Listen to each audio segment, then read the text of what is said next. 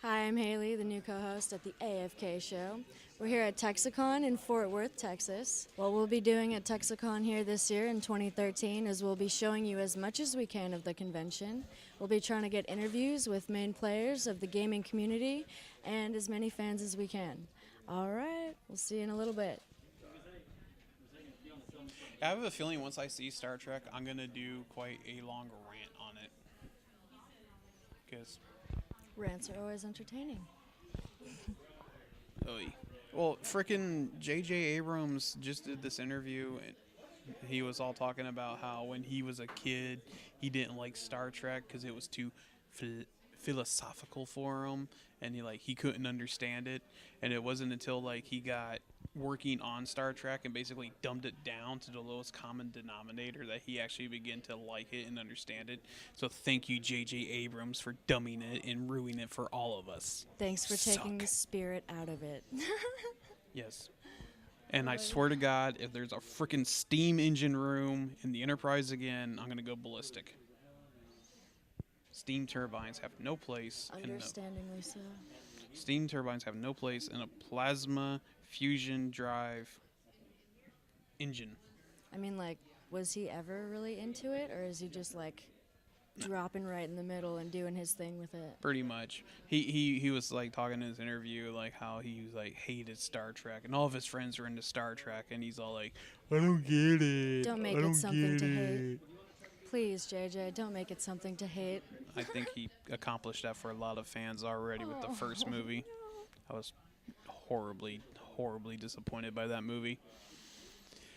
And I'm not looking forward to the second one, but I have to see it for professional purposes. Of course. Always the professional. The things I do for you people. Seriously. Yeah, all right. See, we have banter now. Whoa. So what do you think, the new Superman? Do you think it's going to be up to par or below par? I had really high hopes at first. But you haven't seen it, have you? I haven't seen it yet, but so far everything I've seen, it's Superman 2, The Rape of a Classic. It's basically, let's go through this. We got the biggest douchebag in England playing Superman. But does he play a douchebag? That's the question. Everything this guy does is douchebaggy. So Superman is now a douchebag? That is not okay, people. Not okay. We have Russell Crowe as drunken Viking Jor-El. Because apparently on Krypton, scientists wore Viking armor. Yeah, of course. And the one casting choice I do agree with is Amy Adams as Lois Lane. I think she will do a awesome job, and I think people are not giving her enough credit as an actress. And then, of course, you have, Lawrence Fishburne, I think it is. They cast it as Perry White because, hey, let's just randomly make Perry White black. Because... White, black, right. Because we got to do something. Okay, so I heard that there was a thing that deterred Superman way stronger than kryptonite. It was his main Achilles heel. Do you think that should be, or do you think that that's just a random mutation of the classic what do you think it could be? Well, the only thing I could think of that would deter him more than kryptonite would be his humanity and his compassion. And going against someone like Zod, that would be a big handicap for him. Because Zod's just pure nasty evil. Well, say it was something physical like kryptonite and not something mental like compassion. What do you think it could be? Oh, who knows with this guy. I mean, really, Superman's only vulnerable to kryptonite and magic. And Magic? yeah, see, I like to go by what the comic books say and what's been established for 75 years. Because I'm a nerd like that. There is a 75th anniversary coming up, isn't there? There is, up in Metropolis, Illinois, and we were hoping to go. Sadly, we were not able to raise the funds. But everyone there will probably be having a heck of a time. Yeah, it's a pretty fun town. I got to go years ago when I was a kid and went to the Superman Museum and all that. We weren't there for celebration, but we just went on a summer vacation, and I really want to go back. It's really fun. Nice. The Superman Museum is awesome. They have all kinds of, like, they got, like, one of Christopher Reeve's original suits. They've got, like, Helen Slater's Supergirl costume. Nice. I think they have one of Kirk Allen's, who was the first on-screen Superman. Everyone thinks it was George Reeve, but it was Kirk Allen. He did the old serials back in the 40s. Oh, sweet. And they didn't have the budget for special effects, so when he would fly, he'd, like, run and he'd jump and he'd turn into a cartoon. Aha, nice. And you can watch them on YouTube. I'm going to now. Watch them on YouTube. They're good times. What do you look up on YouTube? Just Superman, serials, Kirk Allen, Okay. something along those lines. Should pop up. So you know. And now you know. And knowing is half the battle. We learned that from G.I. Joe. And watching is the rest of the battle on this one, I guess. Yeah, pretty much. So yeah, Superman. I'm still got that smidgen of hope that it won't completely ruin my childhood, but At least there's hope, and at least there's the classics to fall back on, right? yeah, you can't beat the Chris Reeve movies. And I think it was kind of a mistake not casting Brandon Routh. I think he did a really good homage to Chris Reeve without trying to be Chris Reeve. I think he captured the character really well, and definitely a better choice than Henry Cavill or whatever his name is. All right. That's my opinion. So yeah. All right. Have we covered Iron Man 3? We have not covered Iron Man 3. Well, I knew it has come out, and I haven't seen it. But I'm wondering what you guys think of those of you who have seen it. If you would, leave some comments, any reviews, any kind of whatever you think about it at AFK Show Austin at YouTube or on Facebook. It would be really interesting to know what you guys think. Everything, anything, glory or dirty. And if you submit like a video review, we might even use you on the show, and you could be here or here. Or here, or there, maybe, or there, or there. Or at 11 o'clock, which is over there. More news at 11. That's if you're gonna do it. Or I always like the flash, incoming news update. The old timey radio man. That's always a fun one. Yeah. And for those of you who haven't noticed, Flash, we have a new co-host. Where? Here. This is Haley. Oh, Say hi, okay. Haley. Hi. She's our new co-host, and she's our nerd in training, as you were. Devout in training. Yeah, so we have another new co-host who is not with us today. We'll be introducing her later. Yes. Her name is Yvette, but she'll introduce herself as well. At some point. Yeah. If you see this person, Run and hide. Nah, Oh. she's cool. Nah. yeah, she's But Haley is our little nerd in training. She's new to the world of fandom and nerdness and This is geekdom. my first convention, believe it or not. I think you should believe it, though. She has popped her convention cherry. What does that metaphor doesn't mean any physical sense? I mean, it makes metaphorical sense, kind of, but not really. And as far as physical sense, it's just tossed out the window. Well, it could be like, when you pull the little stem out of the cherry and it goes pop. It doesn't go pop. It might go pop. Have you ever heard it go pop? Not that I can think of. Okay. But What's I'm that? gonna like be determined now to make one go pop. You might have to get a microphone for that. We got microphones. I mean, like, you might not be able to hear it with your ear stuff. Oh, these are pretty sensitive microphones. All right, it's a challenge. It's a challenge. We'll be doing this experiment sometime. And It's on. if we can't do it, We'll get Mythbusters to do it. Yes, please, Miss Mythbusters. Pop our cherries. Yeah. That sounded so much dirtier than I thought it would. Oh, it's all good. Yeah, I popped my con cherry way back in junior high, so I've been doing this for a long time. Would you say that you are a pro, or that you have tenure? I have tenure. I wouldn't go so far as I'm a pro, but I'm a pro nerd, I guess. But as far as cons, because growing up in a small town in Texas, didn't really have access to a whole lot.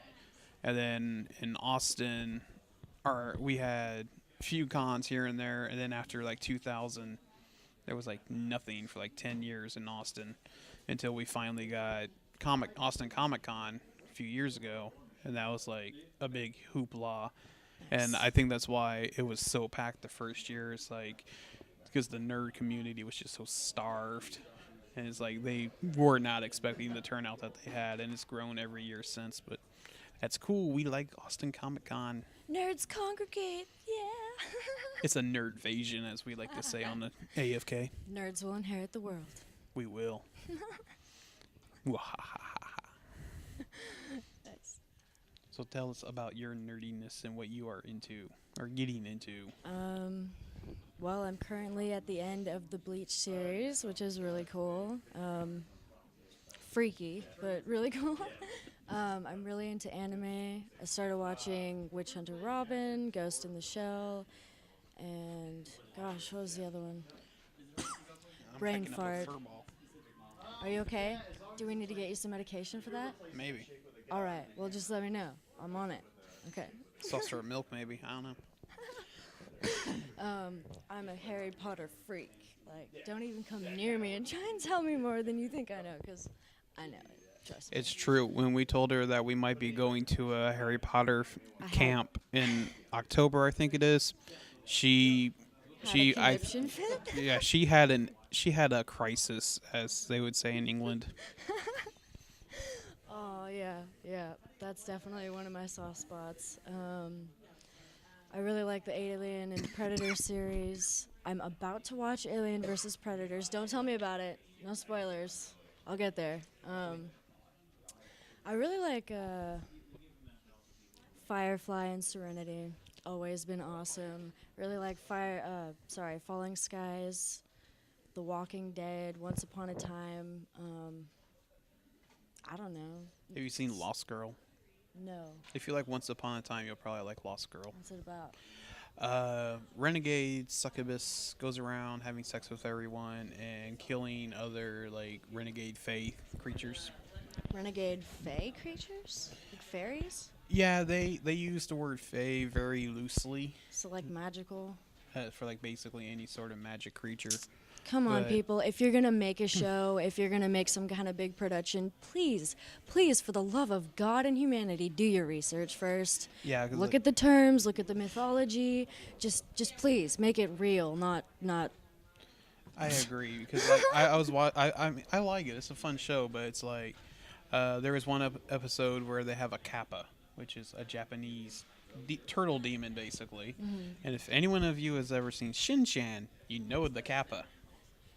And I'll just leave it at that. But it's a demon. It's a nature demon. It's not a fae. right. And so basically, they just call everything a fae because like she's a succubus, but she's a fae. But right. it's still fun. Okay. And it's made in like Canada or through like Canadian BBC, basically. So you got lots of like lesbian sex and gay sex. See, I'm and not sex too sex into the and- like racy stuff, you know, because it seems like once you get racy, you lose the plot line. That's like PG-13 ish. I'll give it a try. I'll let you guys know what I think about Lost Girl. I'll give it. How many seasons are out? I believe they're on their third now, third or Alright. fourth. I'll give it half a season, and if it doesn't cut it, I'm gonna be disappointed. That is time I will not get back. Well, you got a little bit of time to bone up on it because at Comic Con we're actually or Comic Palooza, we're gonna be talking to Chris Holden Reed, who plays Dyson, who's one of the main characters, and I cannot remember her name, but she plays the doctor girl from Lost Girl. So Okay. hopefully we'll be talking to them at Comic Palooza, Oh, Supernatural is another one. which, in my opinion, is kind of a ripoff of the Dresden Files. But Oh. See, I'll have to read that, and then we'll talk about it. We will. you do need to read the Dresden Files. 'Cause I like Supernatural, though, because they go a lot into, like, correct and researched mythology. and you will really like Dresden Files. Jim Butcher does massive amounts of research in his writings. That's one thing I really like about it, because I do study a lot of mythology. I study a lot of folklore and religions and whatnot. And he actually has several friends that are like Wiccan to help him explain like how magic works. He has lots of people that help him research like all the folk tales, like stuff like in one of the books you have Cat Sith, which unless you really know your Fae, you don't know that it's this evil black cat Fae creature, and they're like really powerful and they're like just pure evil, but they're like awesome. Why is black always seen as evil? That's my question. Why It's not dark. white? Why not periwinkle? You know? Periwinkle. I mean, like, darkness comes with light. Light can't survive without the dark, because then it'll just be nothing, you know? So true. why demonize the balance of yin and yang? You need one to have the other. See, like, when I scrape my knee or something, it hurts, but it feels better when I go have an ice cream cone, because that's freaking delicious. And then I forget about my scrape, and the ice cream cone's that much better. Makes it so much more beautiful. Ice cream makes everything happy. Yes. That is a fact of life, people. What are your cream is- favorite ice creams companies? companies or flavors? How about both? Start with companies. Companies, I like Bluebell and what's it called? Ben and Jerry's are kind of, and like the Dryers, I think it's called, brand. There's But, dryers and briars. yeah, Get it straight. Dryers or briars? whichever one they sell at Walgreens. I don't know. Which Walgreens do you go to? But flavor-wise, I like mint chocolate chip, cookie dough, and cookies and cream are like my top three. Nice, nice. Well, I'm from the West Coast, so I gotta say Ben and Jerry's is my favorite. There's just so much intense mixing, and whatever I get that has caramel in it, there's like a whole plethora of different ingredients. So it's like, all right, I got my caramel base, and I can either go with more caramel and vanilla and chocolate, or I can go with caramel and chocolate fish chunks and marshmallow. It's like, come on now. Is it like literally fish chunks? Yeah, it's called fish food, and they have little chocolate-shaped fishes. It comes in frozen yogurt and ice cream. I could not eat that. Give me Literally, a pint and see how literally, fast it's I gone. can't eat that. I'm allergic to fish. That would not end well. All right. And then Bluebell definitely is another good one. I'd actually have to say that they're tied, because Bluebell has the simple flavor, but Ben & Jerry's has the fixing mixing that you just can't deny. See, if you go with us to Ren Fair, you will go right past the Bluebell Factory. So you'll get to see the How motherland. come we have to go past it? How come we Well, can't they do stop tours. for like 5 hours? They do tours and stuff, so maybe we can work that into the schedule. Manifestation. You have to give Ken the sad puppy eyes. Is the force working? She's working on him. She's working on him.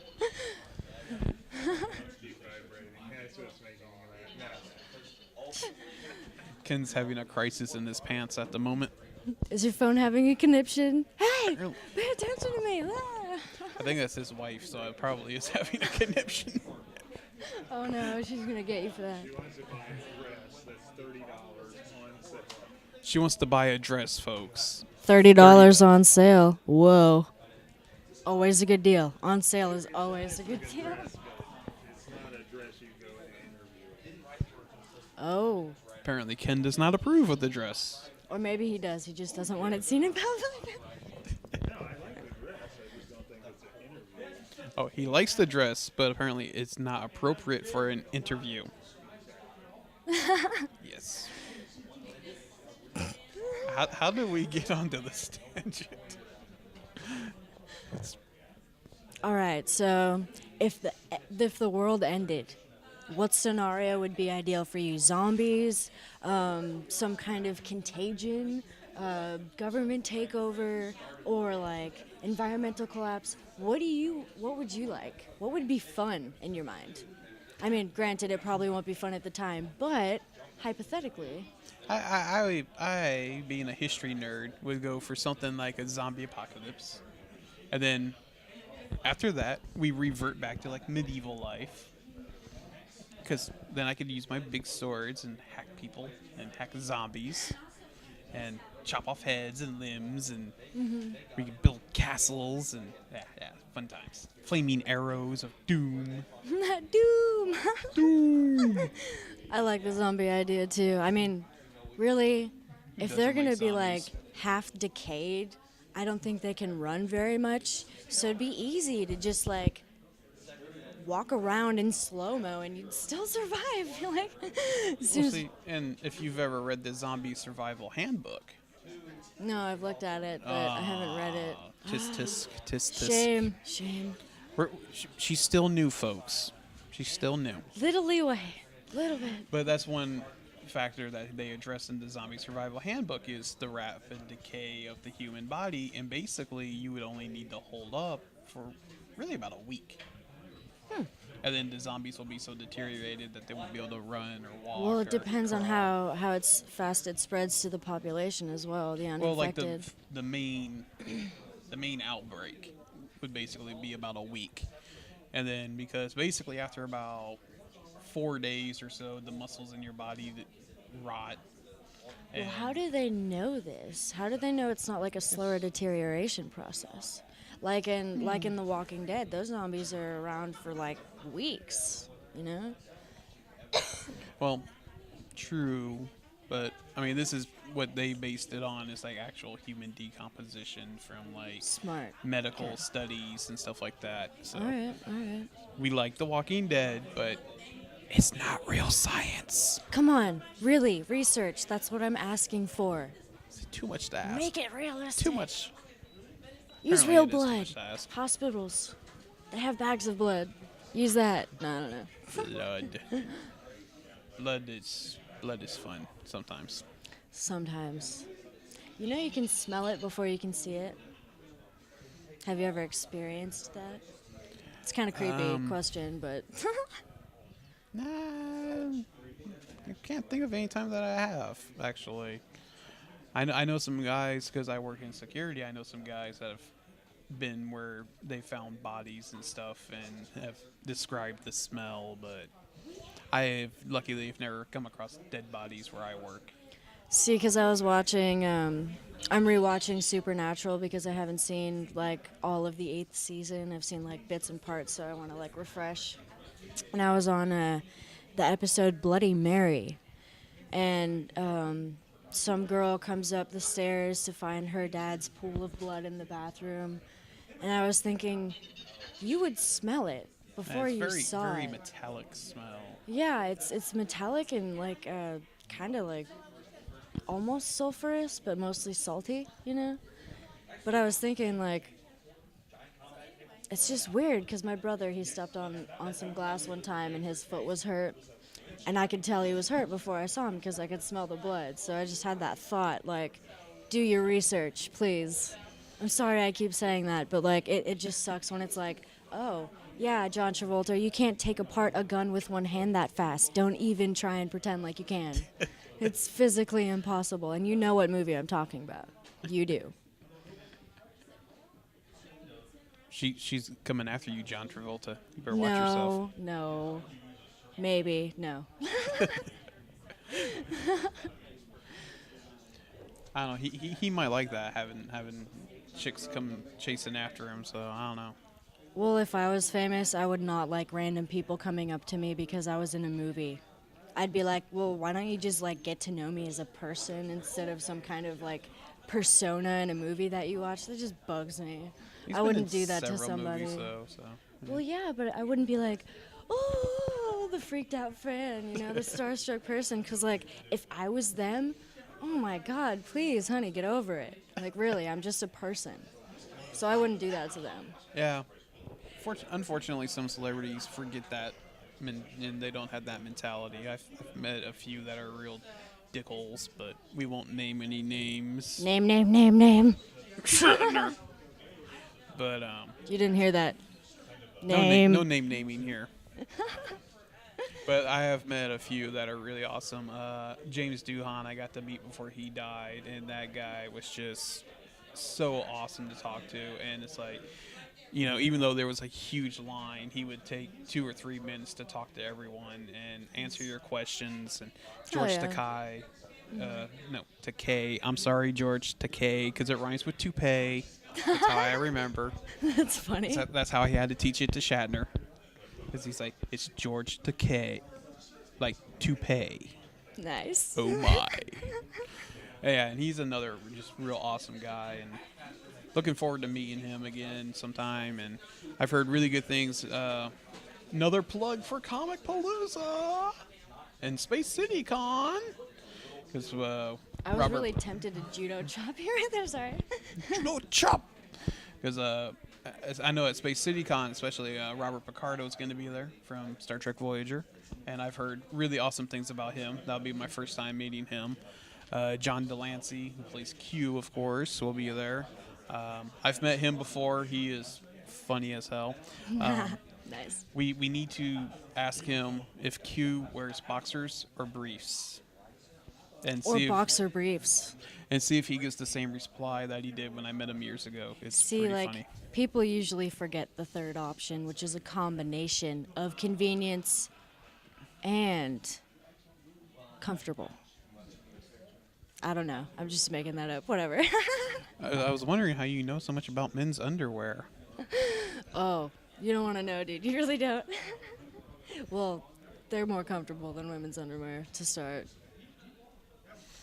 Yeah, we don't really do the anal floss and all that. Why are women's bodies so much more high maintenance than dudes? Like, come on now. Is the economy freaking run off of us buying Tampax Yes. and stuff, makeup? Like, Yes, sex sells. Sex is like sex sells. sex sells. Beautiful. Like that is probably like one of the biggest industries in this country. It's probably the only real industry we have left in this country. Ugh.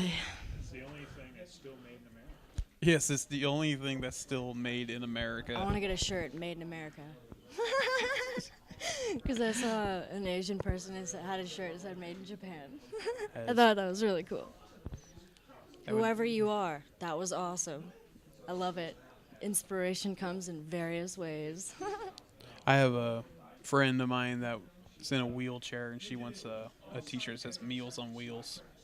Nice. That's clever. She's pretty funny. Nice. She's a cool chick. Hell yeah. So, we're at a gaming convention. We are. Can you tell me about a few games that you play? I, tabletop-wise, have played Risk quite a few times. Done D&D minis quite a bit. Used to be pretty hardcore into those. Not so much now. Don't have anyone to play with. Tear. Was briefly getting into Warhammer Fantasy.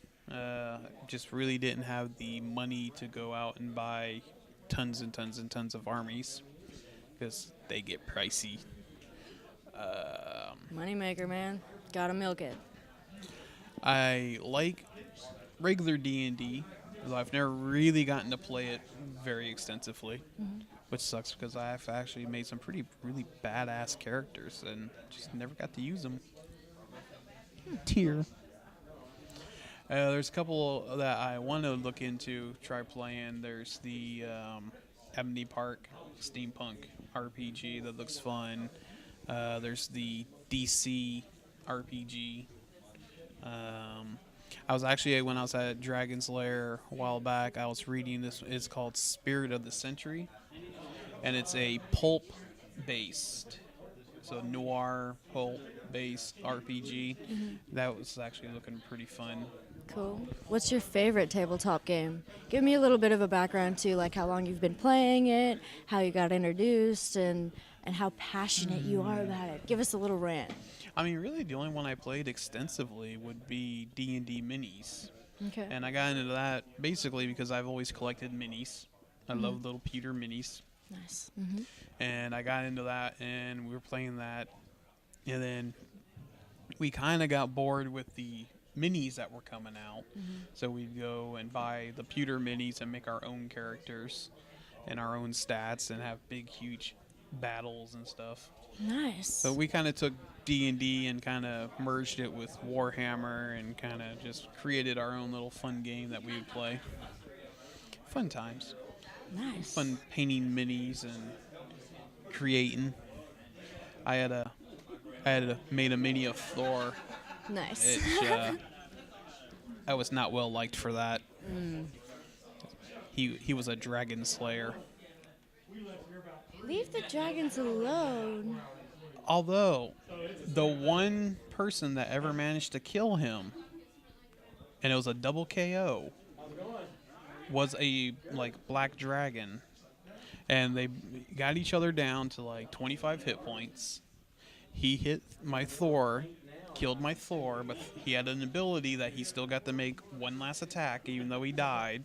It was this death frenzy attack, and then he makes his death frenzy attack, hits the dragon for damage, kills the dragon, so double whammy. So Both it's dead. like they stabbed each other at the same time or something? Pretty much. Nice. So in D&D, there are different types of dragons or no? Oh yeah, lots of different types of dragons. Are they all malicious or? No, the metallic ones are the good guys. The good dragons: gold, silver, bronze, copper. Gold, silver, bronze, copper. There might be one more. I'm not remembering. And then the chromatic ones: black, white, blue, red, green. Those are the bad ones. So it seems like there's a lot more bad ones than good ones. They all balance out. I'm pretty sure I'm brass. That's the one I was Okay, forgetting. all right. I knew I was forgetting one. All right. Well, that's older rules. I'm guessing it's still the same. But Okay. I haven't read up everything on 4.0 or 4.5 or whatever we're on now on D&D. I have a thing for dragons, and it's like, look, man, if it doesn't hurt you, don't hurt it. If dragons were real, they wouldn't all be bad. I wouldn't go, in a schmob with a pitchfork, you're weird and different, I don't like you. I like But if they dragons. came at my sheep herd or my village, I'd be like, man, you better stay away, or I'm going to make you stay away. Mm-hmm. Yeah, mm-hmm. I have a dragon collection at home. I like my dragons. Nice. One of my pride and joy is this red dragon I got in Wales. I used to collect pewter dragons, and one of Yes. my favorites was there was an egg, and it had two pieces. So when you took off the top piece, there was a little baby with these little blue eyes. It's really cool. Yeah, Kim and Giselle got me those. Thank you. Little baby dragon. And I had one that was holding a marble, and I was like, it's pretty cool. I have one. It was a Reaper Mini. I'll plug them because they got a booth over there. It's one of their minis of a dragon that I did, and I did this paint job on it where I basically took all my metallic paints and dry brushed them, layer upon layer upon layer upon layer upon layer. And so when the light hits it, it's never the same color. Nice. So it's you look at it and it's amethyst colored, and then it's silver, and then it's gold, and then it's fire colored. It's it turned out really awesome.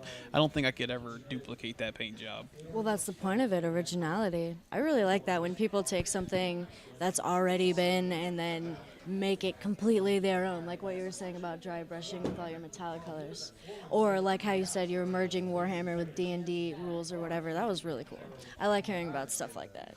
Yeah, Thomas, who's our former co-host, who's AWOL, me and him have an idea for trans-dimensional quantum chess.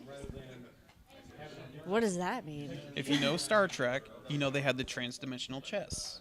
That's you play Is it on. it like XYZ planes? Yeah, there's it's played on 3 different levels, and it inner swaps, and there's there's people who actually play it and know all the rules. I don't. Interesting. Okay. Well, we came up with this idea for trans-dimensional quantum chess, and basically the idea is instead of having traditional chess pieces, you have a little Superman figure and Enterprise and Kit.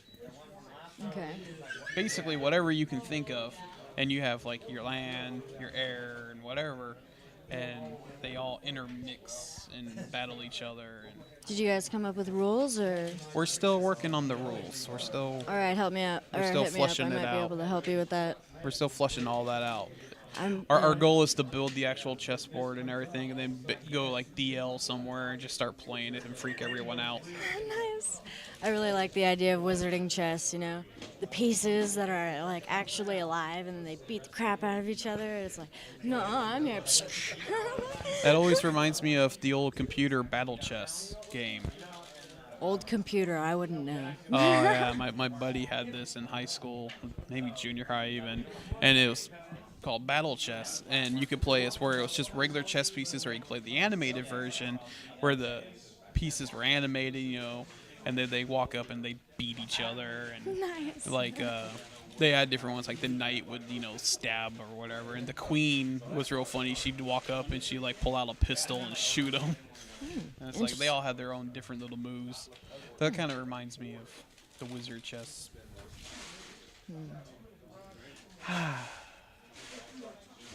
I kind of want to burp into the microphone. I don't know, have we? I don't know. You've been bantering for a while now. Could be here all day. Yeah. Probably. Well, that's the show, kind of. Just save some for the Okay. It's probably a good idea. Interviews to come. Bum, bum, bum. More at 11. Names, names, names. And stuff. And stuff. And things. Various and sundries.